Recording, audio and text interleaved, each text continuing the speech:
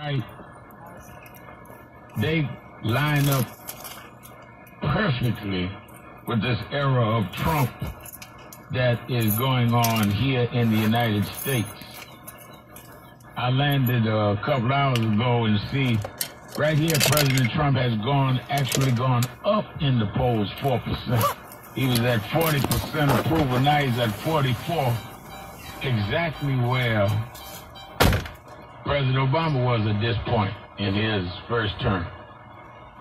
What does that tell us? That tells us that, and I said this in England yesterday, that unless you get a candidate that will take the fight to him and give this country a real wake-up call on how they are chiseling away at people's rights, how they are skewing the country toward the rich and the wealthy, and how he is unsettled the economic interests of the country. They just did the deal with the ZTE tech giant in China after saying they were going to not do it and talking about having trade blocks on China.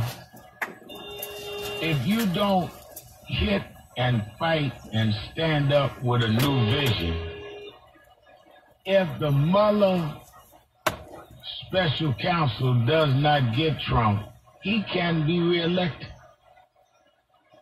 Now, a lot of people don't want to hear that, but I'd rather warn us than say later we shoulda, coulda, woulda.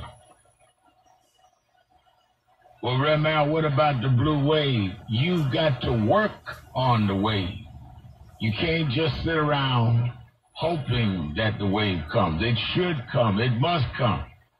But it can only come if you get in the trenches and work.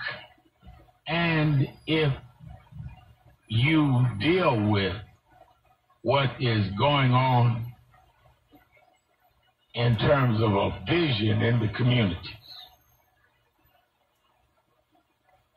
That's the only way.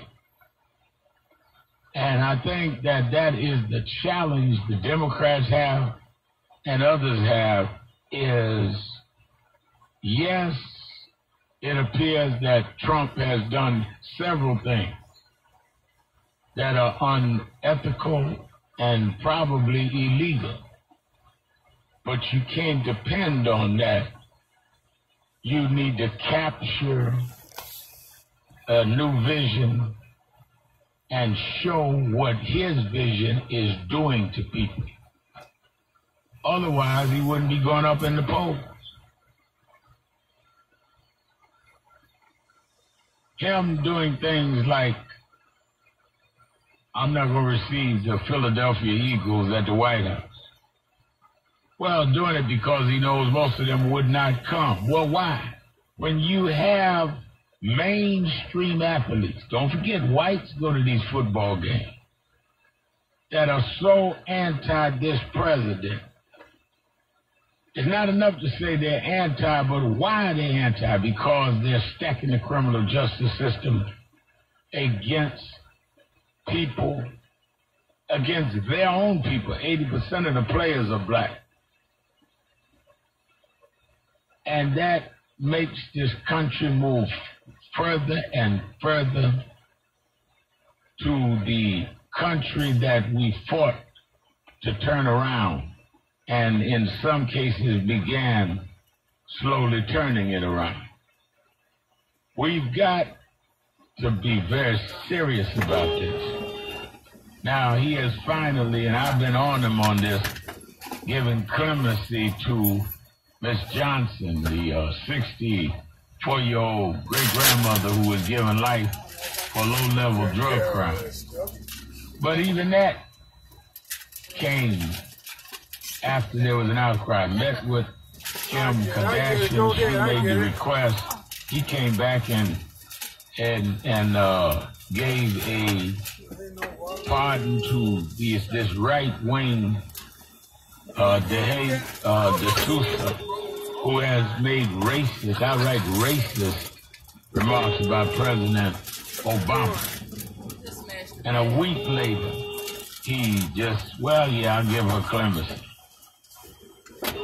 Sending the signal to his base, well, it ain't going to be no priority with us. And that has to be dealt with if you're going to defeat him. And it has to be a central, not a passing interest. So we're going to talk about that. The G7 meeting is tomorrow. And then on the 12th, next week, he meets with Kim Jong-un, president of North Korea. And they've now brought the expectations of that meeting down to, oh, well, it's going to be about more of a handshake and a photo op. It's going to take a series of things to lead to denuclearization. Lot of things happening, and people say to me, well, so much happening is coming so fast and furious that I don't even know what to keep up with, or I just don't pay it no mind. That's what he wants you to do. So we're going to take a break. Don't forget, if you're in New York this weekend, I'm back. I'm here. I'll be at the Saturday Action Rally looking for you Saturday morning if you're in the New York area. Come to the House of Justice, 145th Street in Lenox, 9 a.m. to 11. If you're not in New York, watch it live on Impact Television. And then Sunday morning, I'm live on Politics Nation with Al Sharpton, 8 a.m. Eastern, 7 a.m. Central Time on MSNBC. Let's take a break and let's get it on. I'll be right back. Keeping it real. I'm back, y'all. Sharpton. Be right back.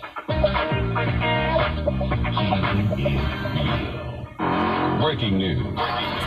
The issues, the stories affecting you. Now, here's the news from News1.com.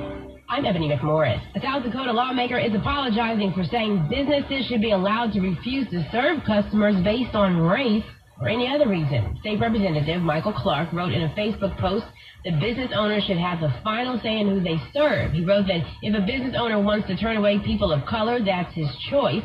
Clark sent an email apology to a Sioux Falls newspaper reporter who wrote the story about the comment. Clark made the comment Monday in response to the Supreme Court's ruling supporting a Colorado baker who refused to make a wedding cake for a same-sex couple. The baker said it conflicted with his religious beliefs.